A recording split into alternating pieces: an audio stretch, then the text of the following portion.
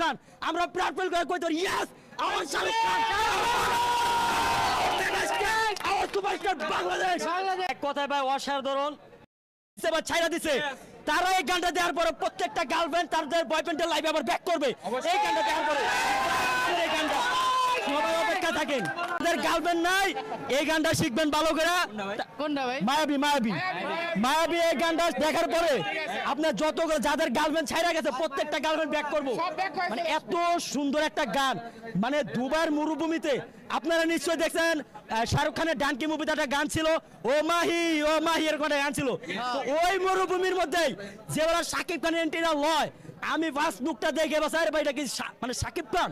O my god what a look মানে দেখে পুরাই শাহরুখ খান আরে বাইরে হরে ভাই তিনি তো আমাদের বাংলাদেশের শাহরুখ খান আমরা প্রাণ ফেল করে কই তোর ইয়েস আমার শাহরুখ খান বাংলাদেশ যে ব্যক্তি 26 বছর ধরে রাজত্ব করতেছে সে ব্যক্তির কত সবাই বুঝবে না বাট সাকিব খান যারা আছে তারা বুঝবে ভাই একটা কথা বলি দরদের কথা বলতেছেন দরদে বলিউডের নায়িকা নিছিল আশাটা আমাকে পূরণ হয় নাই আমরা ভাবছিলাম রোমান্টিক যাই করে সাকিব খানের সিনেমা এগুলাকে কাউন্ট করতে চাই না বিকজ সাকিব খানের দরদ মুভি সাকিব খানের বা হচ্ছে আপনার তুফানও সাকিব খানের রাজকুমারও সাকিব খানের তুফানও